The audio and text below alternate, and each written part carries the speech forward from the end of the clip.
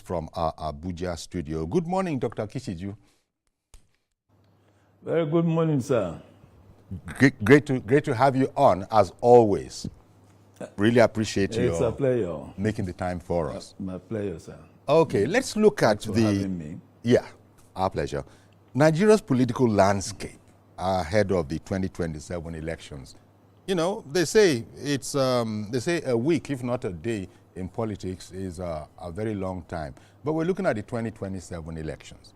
And, of course, the country has been in a tizzy. You would think, if you didn't know what our political calendar is like, you would think that the election was imminent, such has been the flurry of activity. And maybe, first of all, let me just start from there. Are you surprised at the intensity of the, let me just call it dynamism, the activity that is going on for an election that is still roughly 2 years off? We're carrying on as if it's in 2 weeks' time. Does that aspect of it, does it surprise you, or is there a sense in which you expected it? I'm not surprised. It's part of the value and, of course, the characterization of democracy, principally to have a group of people who are interested in contest of power to, as early as possible, start announcing themselves, especially when there is a contest against an incumbent. So the rambunctiousness in the environment is expected. It shows how robust and, of course, how substantial democratic character has become. So I am even impressed across the world, even in the very whole democracy. This is the kind of impression you get.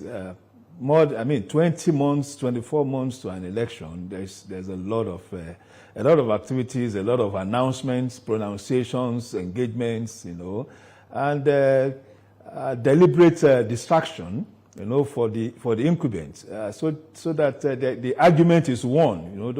Democracy is about argument. Okay. So everybody comes into the public space and try as much as possible to commence that argument with intention, of winning the argument at the end of the day. Okay. And, a lot of people, of course, depends on where you want to throw your support.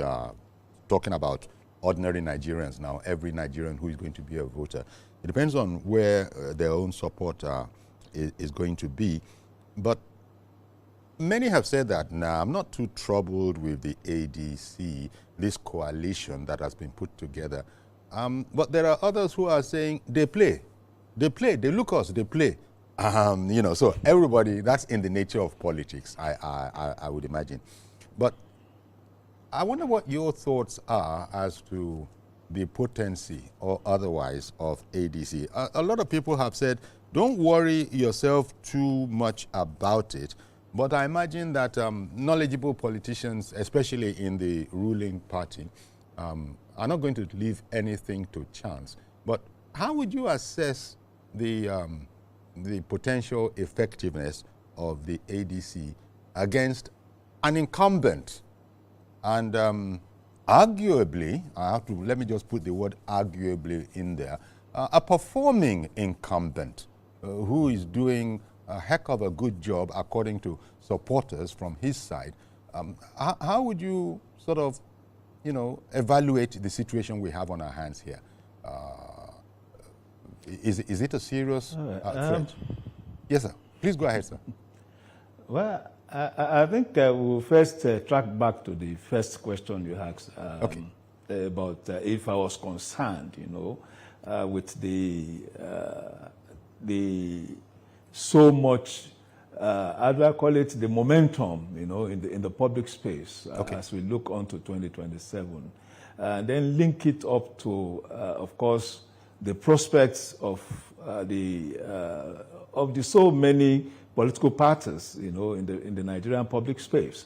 Yes, we have the African Democratic Congress, and perhaps that's the most recent entity in the public space, and we are following them. The truth of the matter is, for me, no political entity, no political force can be ignored. No political force can be belittled. There should be enough attention, given to any expression of the contest of power. So to that extent, I believe that the ruling party would give respect to the elements in the party, as it were, in the ADC, in the ADC, as it were. But my concern in tracking back to what exactly is even the direction of the momentum. We have seen more of noise. It's as if the whole idea is to create a storm of noise without substance. So the concern of people like us over time in any political engagement had always been, where does each political group stand in terms of messaging? And that messaging has an underlining of idea. And of course, you can grow that into ideology. So what does APC stands for instance? What does ADC stands for? We know what PDP stands for over time. It has even created a confusion effect, on its perception and its brand, and you have some other marginal and peripheral political groups too. So my concern is, rather than look at the ADC, the way they engage the APC, the ruling party, by picking on each policy announcement that is recently made, by the government, as like a query position, without providing an alternative position, without providing an alternative ideological, dimension to whatever may be their own understanding of what they are querying. That has been my border, because for the Nigerian people, what we are having is more of confusion. You have a policy position by the federal government, for instance, and for instance, the recent announcement by the federal government of the rebuilding of the Muritala International Airport. And that excites some of us. Then, of course, I think yesterday, the spokesperson of ADC announced that it was a waste of resources. And I wonder, okay, so if it's a waste of resources, what are the options? Or what better way do you want to employ or deploy the resources that you have? So those are some of my concerns. There should be, a positive, practical, pragmatic engagement in the space, so that the Nigerian people are availed options, and of course, practical options that are workable too. It's not just about talking and getting ventilated in the media space.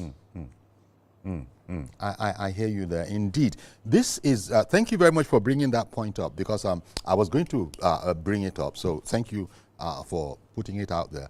This has been noticed that the ADC doesn't seem to have, at least maybe it's a failing on my own part, I don't really see what their ideological stance is. Apart from picking on individuals and, dealing with them on an individual level, this one is not doing this, is not doing that. But as you said, starkly lacking is an idea of, this is what we would do if we were to come into power. I just don't know how many they can get to follow them as a result of that course of action. But even if we go apart from that, when you look at it, I'm just wondering, is all well within the ruling APC itself? Because you look at news reports, you scan them, because the subject matter that we're talking about today, Nigeria's political landscape ahead of the 2027 elections, sort of tried to take an overview of it. And I said, look, let's touch base with the ruling party itself. One hears that there are apparently issues in some states, of the ruling party itself. Again, is this to be expected?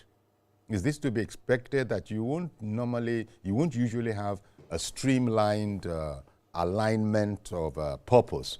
Apparently, there are people who, see things differently. Maybe they just want the way things are going now.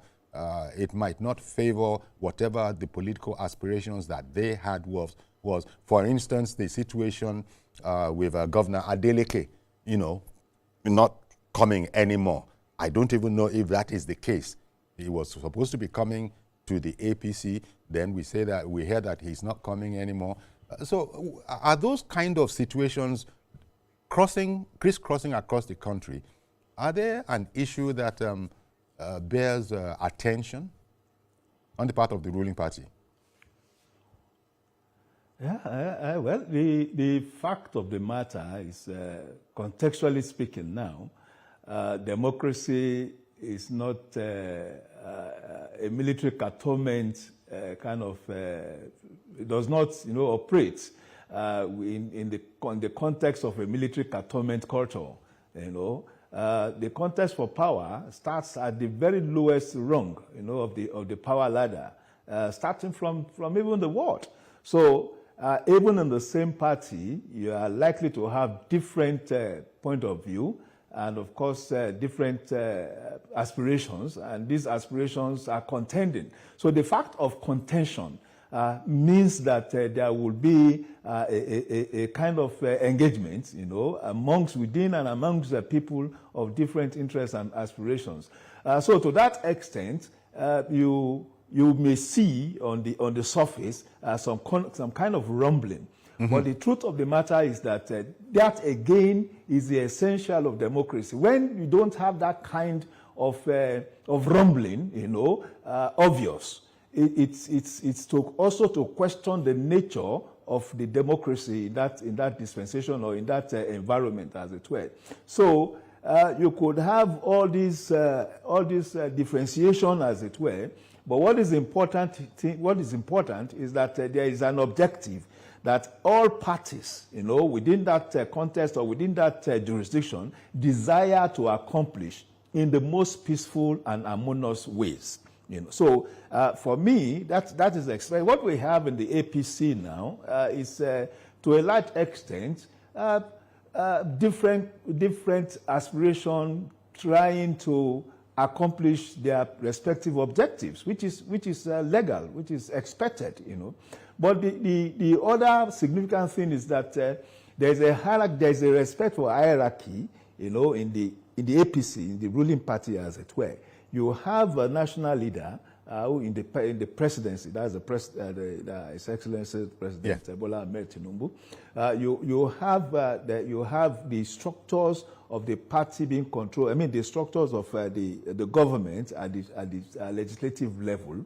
You also have the party itself, playing so much impactful, what I call intervening role, because at any point in time when there's an obvious disagreement that may not be manageable, you see the national party, intervening, which is very, very effective.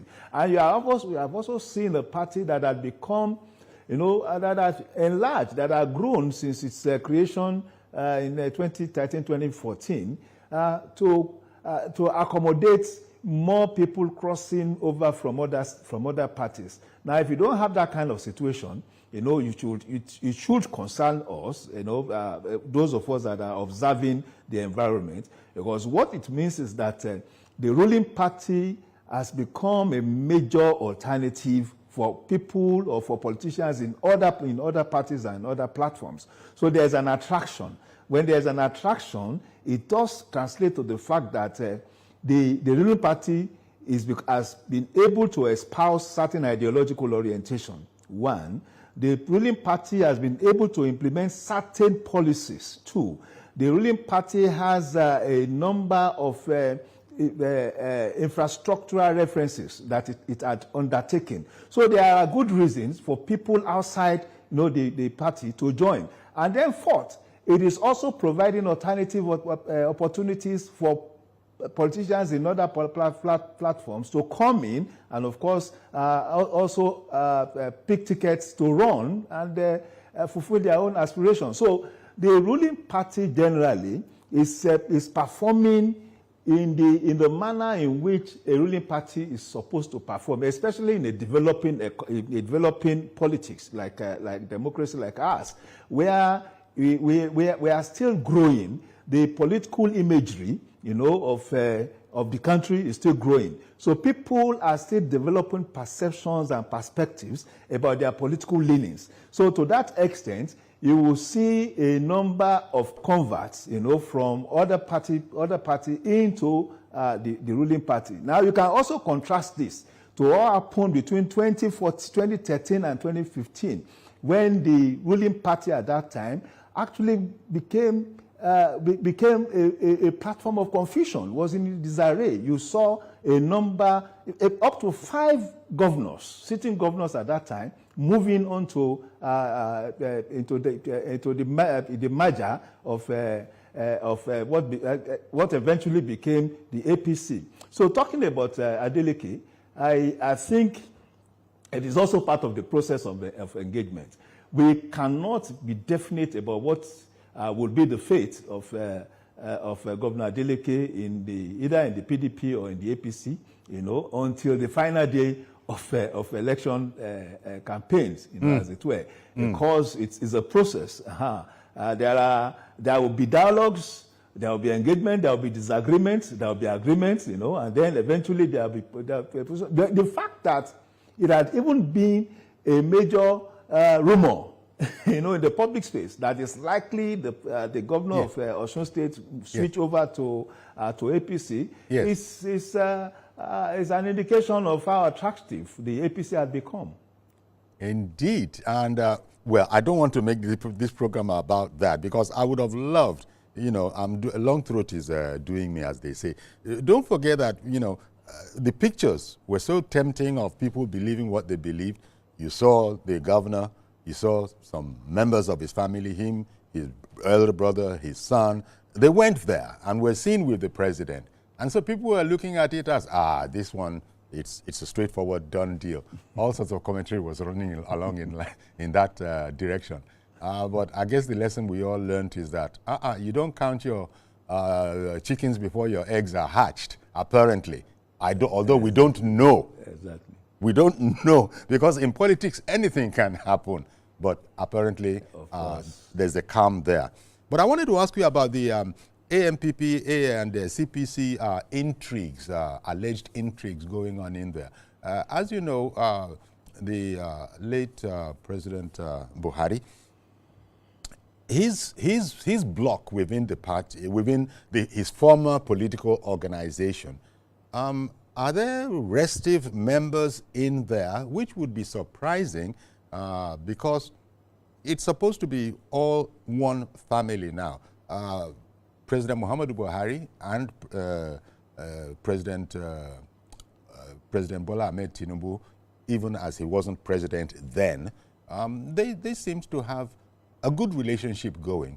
So it's a bit surprising to hear that there are also members from his former political groupings that are now not sort of falling into the the current situation that we have, not falling along with APC and the president, but are also considering that there might be options. As I'm just speaking, I've just been told that a caller has come on. So let me bring that caller on, Dr. Kishiju, and then you come back and address the question afterwards, please. Good morning, Mr. George. Thank you very much for calling in. Mr. George, good morning to you, sir. Well, I hope you can hear me. George? Is it? Are you the... Okay, I can see that there's a sort of there's the sort of Mr. George, can you hear me? Oh, no, I don't think so. Well, you... Hello, can you hear me? Yes. I can hear you. Yes. Go ahead, George. We can hear you. Okay. It's very faint here, but I'm happy you can hear me. Good morning to you, Uncle Yori, and good morning to Dr. Akinzinji. Can you speak there? Yes, we can hear you clearly. Uncle Yori? Yes. I am an ardent follower and supporter of President Tinubu. His mission and goal for Nigeria, I identify with it, and I owe nobody any apology for it.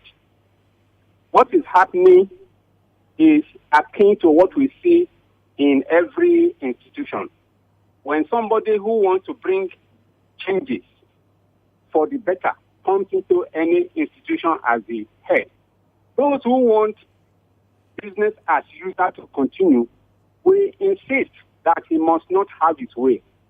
That is why you see people aligning from one corner to the other in 2 years to an election. That is what they are doing. And they don't have any other reason than to just prevent him from carrying out his mission.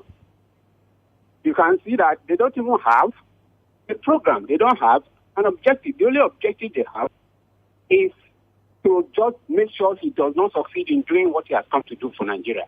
Yeah. And for such actors, it will always end in failure. I'm saying it for the third time on this station. And at the end of the day, you will see what will happen. What I would recommend on Kuyori is what I'm seeing on your other, the terrestrial station.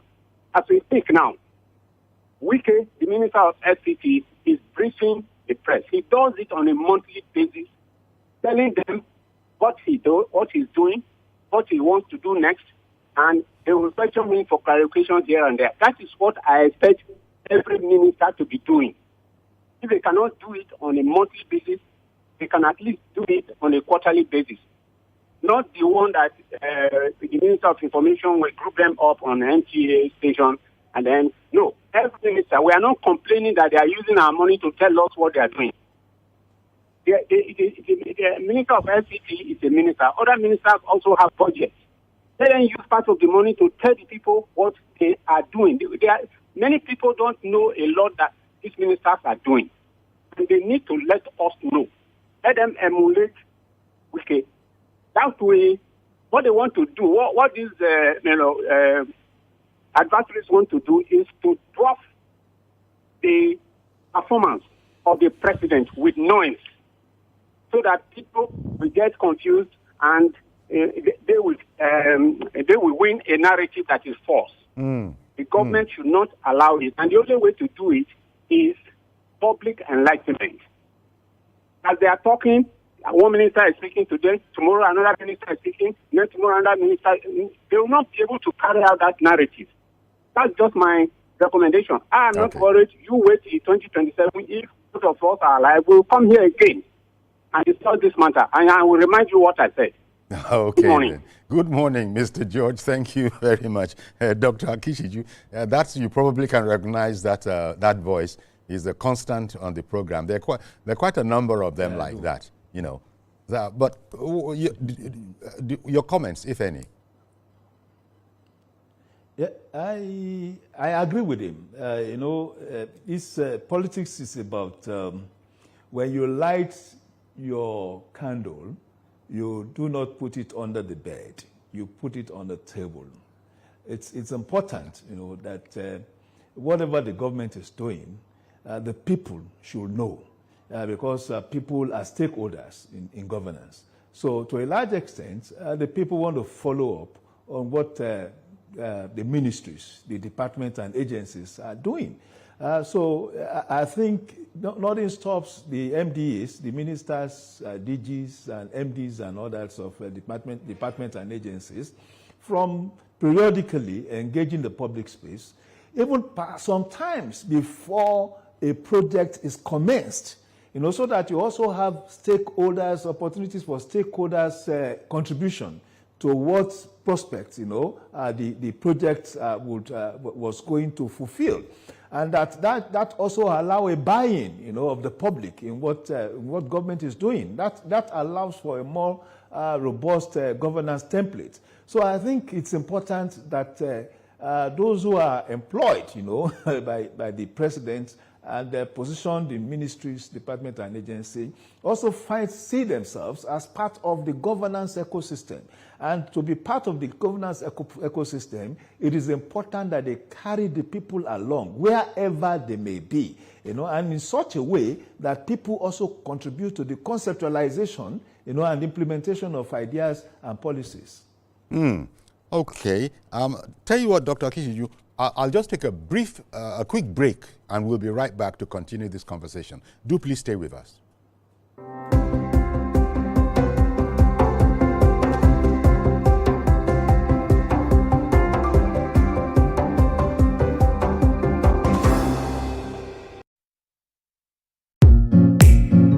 In a world where news never sleeps, we're taking a giant leap into the future.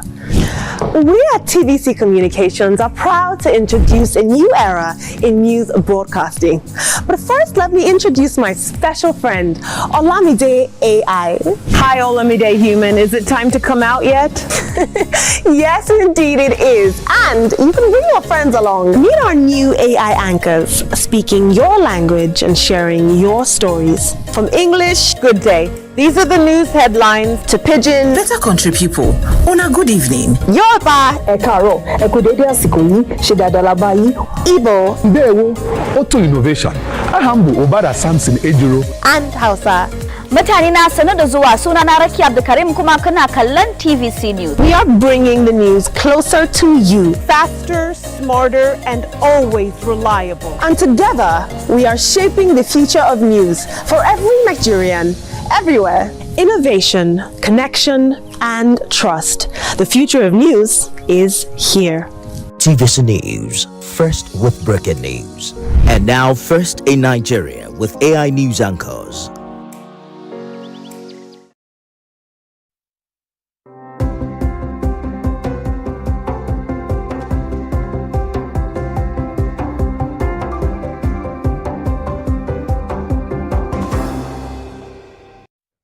Okay, welcome back. Dr. Ni Akishiju, Chairman, Independent Media and Policy Initiative, is our guest. He's with us in our Abuja studio. Thanks again, Dr. Akishiju.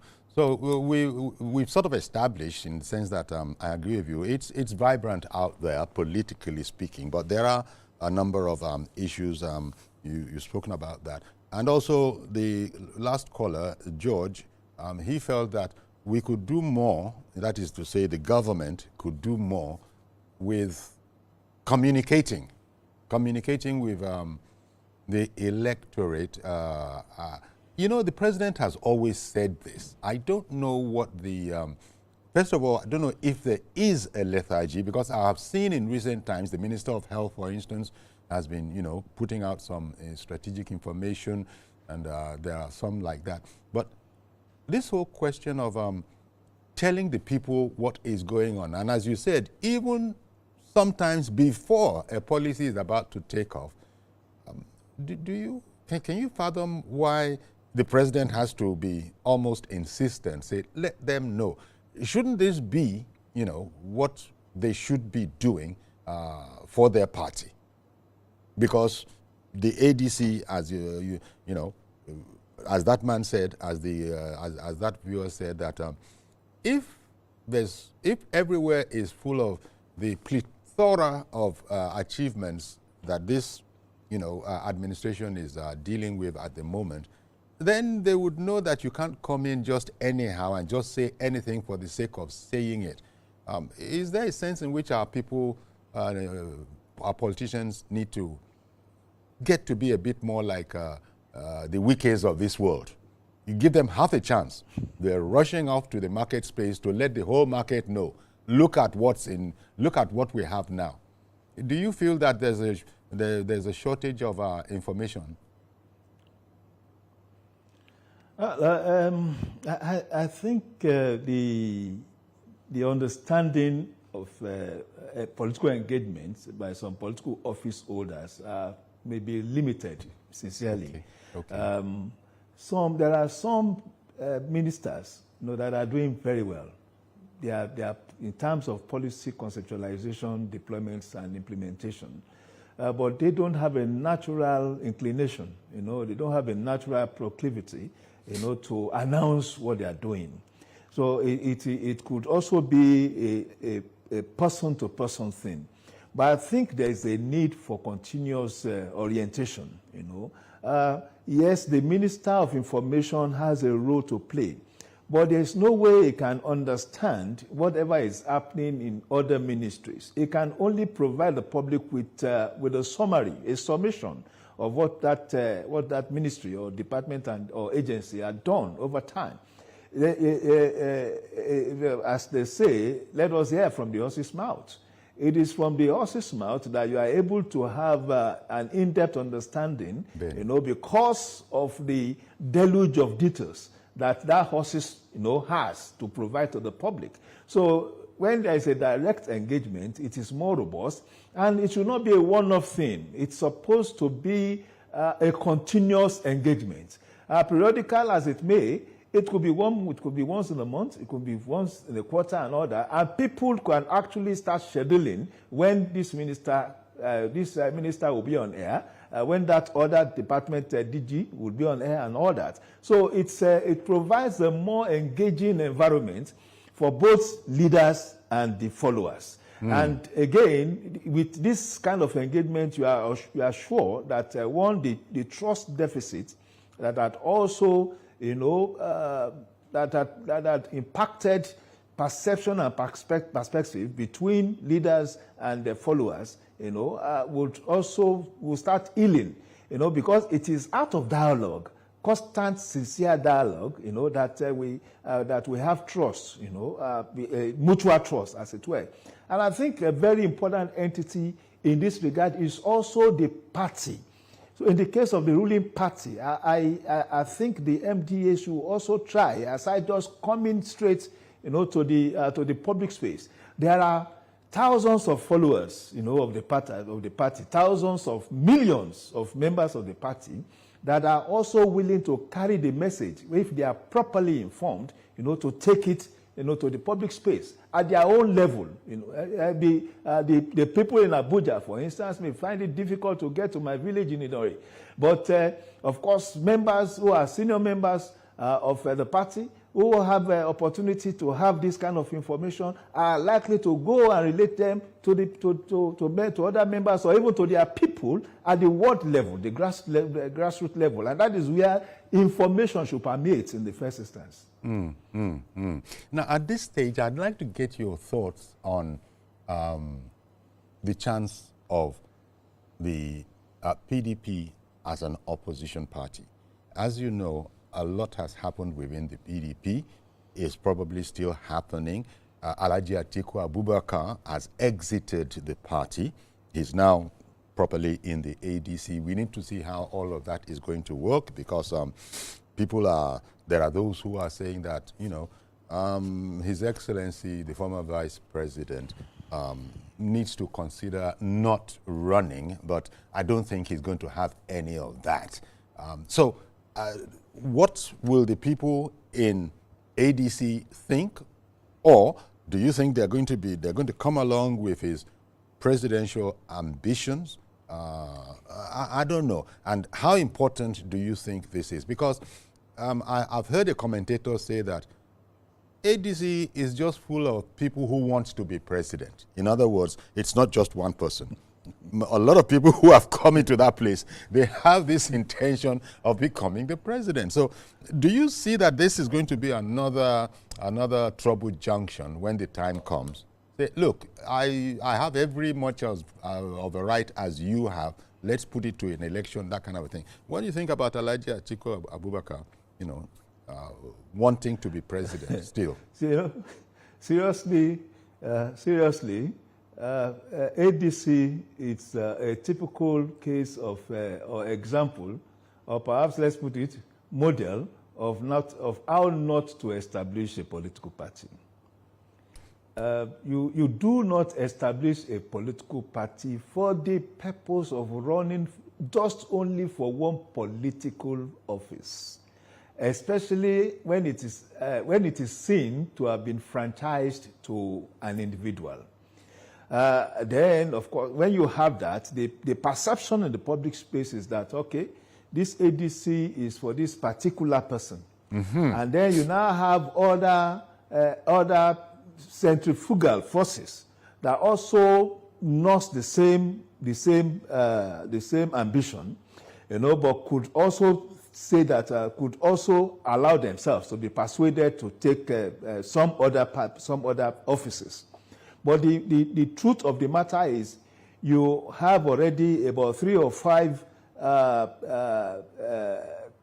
candidates, former candidates of political parties in the ADC, presidential candidates.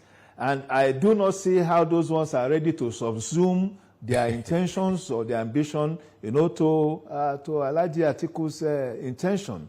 What is obvious is that Alhaji Atiku championed, the coming together of the coalition and championed the direction into channeling this coalition into the ADC.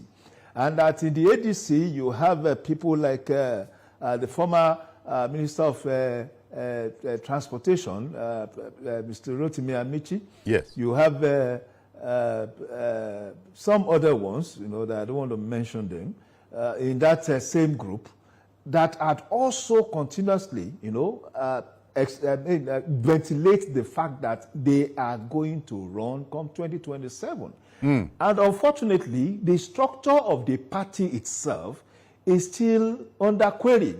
The latest information I got from INEC, and it's in the public space, is when they highlighted the executive officers, the National Working Committee members of the ADC, and none of the newly inaugurated members of ADC were amongst those listed, which means there is still a question on the relationship between the old or the new ADC with the INEC, which is important. And I think that's why I said it is a wrong model on how to establish a political party. You do not even start any form of political engagement until you are sure of the platform you are contending on.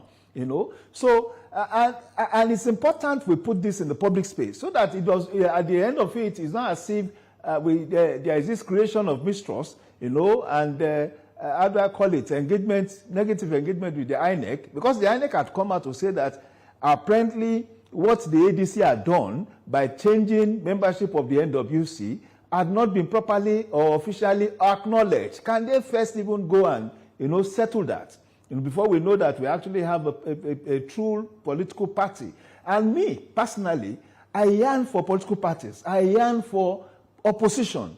That is the essence of democracy. The more we have political parties that are robust, that are intellectually driven, that are ideologically driven, the better for the good of the country.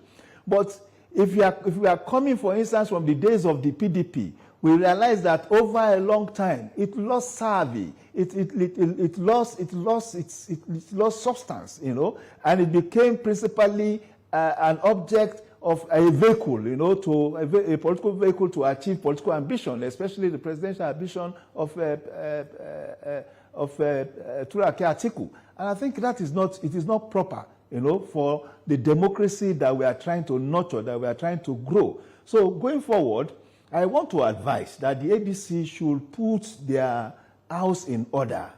Let us even see some appearance of organization. Let us see some appearance of understanding and ideological leanings, so that when we are referring to the party, we can actually talk about the party in context, not as the fluid situation that we have now. It's just as if we have 1 or 2 people talking there anytime there's a need for them to address the Nigerian people, and it's not enough. And when you said, when I first of all said that it seems that most people, if not all of them in ADC, wants to become president anyhow, and so that might be an issue.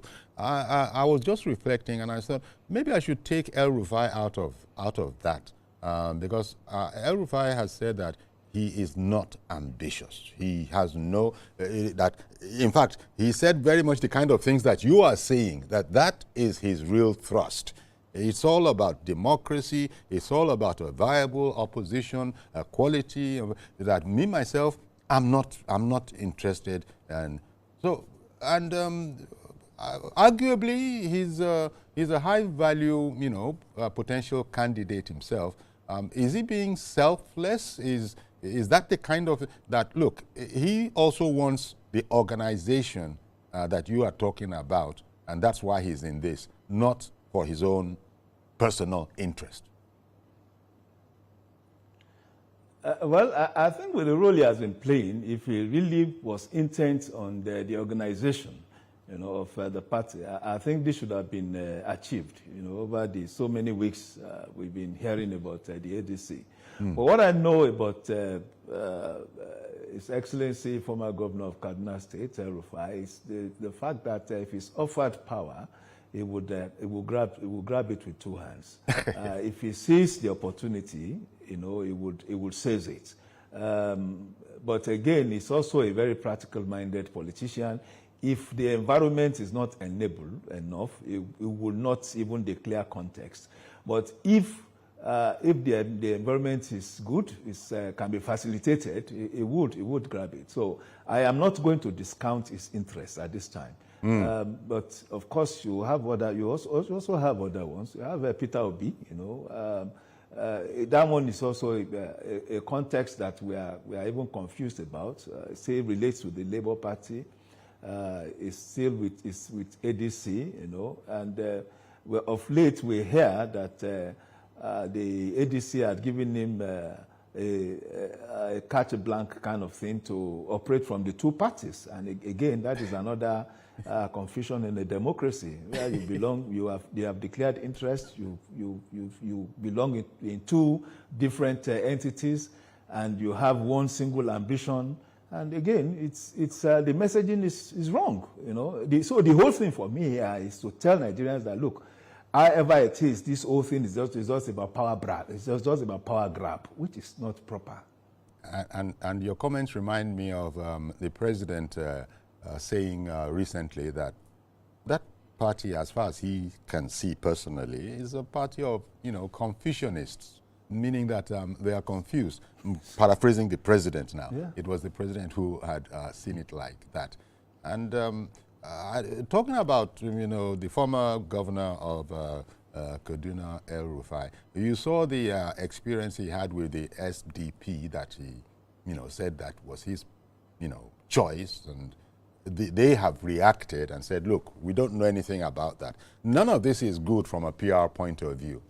And so much so that they've even decided that, you know what, for the next 30 years, you can't come into anywhere near our party. So I know that apart from the facts of the matter, what do you think that is saying? SDP, is this just politicking? Say we shall, besmirch his whole agenda when we say this, because a person who is highly respected wouldn't get that kind of treatment from a party that he says he's identifying with. So that whole group of the opposition, it just shows that there's a lot more work that needs to be done for them to come to be effective at all. Yeah, seriously. Well, again, is the approach. I think what the SDP is saying, especially the aborigines, as we call them, the SDP aborigines, what they are saying is that you do not come into our camp, yes, our entity, and you want to disrupt and grab power from us. And what the fact that they sanctioned him and banned him from 20 years from associating with them talks of the fact that it's a person they don't even want to associate with in any way, and that they feel is an expression of unhappiness, that this person took them for granted and wanted by whatever means, by whatever subterfuge, to disrupt their own processes and, of course, grab power.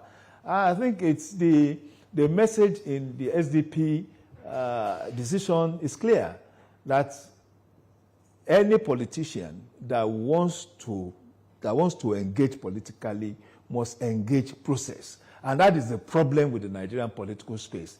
Nigerian politicians want as much as possible, to how do I want to put it now, just to compromise process, to exploit whatever they have, to compromise process. So the SDP process was compromised and was, of course, jettisoned, and that is why those people are fighting back. And I'm very sure it was as a result of this fight that the coalition, as it were, moved their camp from SDP to ADC. And in ADC now, we are also seeing politicians, the aborigines in the ADC, also now complaining, also protesting. I think a vice chairman in the north, in ADC, addressed a World Press Conference last week, again, to disavow the fact that they have nothing to do with the coalition, those who just joined them. Yeah. So I think the whole thing is about process. Mazi Okorafor is on the phone. Good morning to you, Mazi. Good morning, Sayuri. Good morning. Yes, Sayuri, my old first, before I go to this issue, is that our Tigress that won the cup over the weekend. I think Mazi, which one are you saying now? Remember them. Okay. I remember the Super Falcons. We contract. Okay. That the grief or the blessings fell on the Super Falcons, who also fall on the Tigers. Now, matters arising on what I said this morning. Yes. We have to look at Nigerian situation. But today in Nigeria, every day people talk about politics. We neglect other aspects, which is not healthy. Now, for us to move forward, you see now, you went and used your time for sports, Mazi. he used his time for sports, trying to get a word in for our girls, our ballers. Well, there you go. Mazi Okoroa for calling in from Arochukwu. I don't know. He just might get back in. So, well, as we were saying, it's early days yet because there's still just below 2 years left to the D-Day.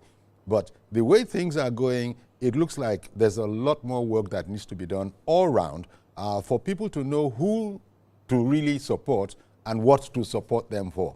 Now, the ruling party is lucky in that it is ruling, it is it is in power, and it is doing things that it can talk about. The other people are going to either criticize that or say what you would have done alternatively, which so far they haven't been able to do. But by and large, it does look as if both of them need work. They have work to do so that the rest of us can sort of be able to say, okay, we're going with ADC if that is what the intention is, or we're going with the ruling party. But for the moment, there seems to be, especially in the case of the opposition, the ADC, the house doesn't seem to be tidy at all. But then we can say they have the time to fix it. Would that also be your assessment, that they have the time to fix it if they have the wherewithal with which to fix it? I really don't think they have the time. You know, by this time next year, primaries would preparation for primary election would have been in top gear. You know, so it's actually less than a year. You know, talking about the real activity. You know, commencing. So if a year to the primary election, you don't even have an organizational structure in place. It talks to the weakness, you know, of the entity. So there's a lot to do in that regard.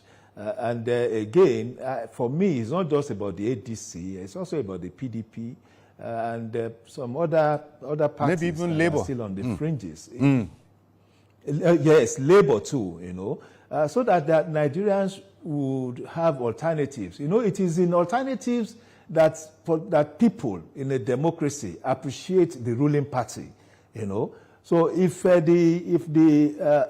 the political parties are not substantially engaging in the public space, the ruling party itself cannot even be compelled to come to the space and powerfully push its own narrative or narration, as the case may be. So, as it were, yes, we may we may admonish the MDAs for not coming into the space powerfully enough to provide their own narratives, as it were, as what to the extent of what policies and programs they are implementing.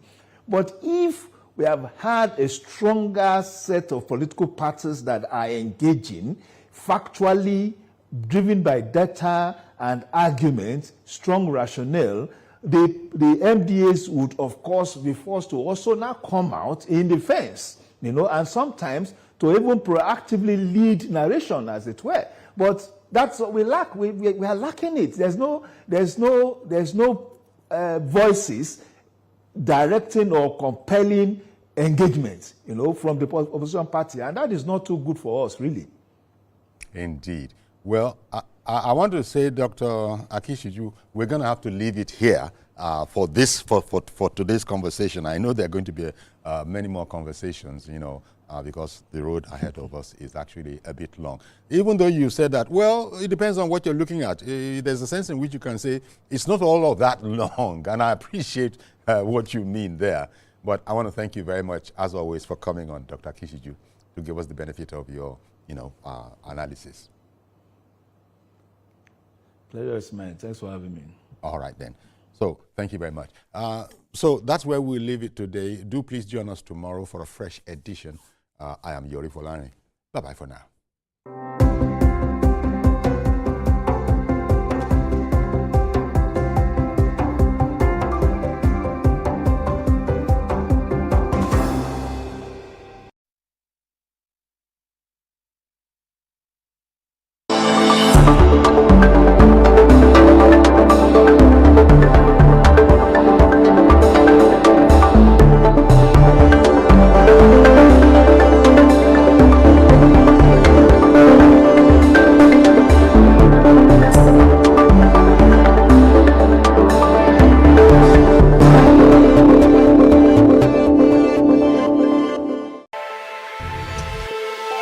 Every weekday on Business Nigeria, we uncover the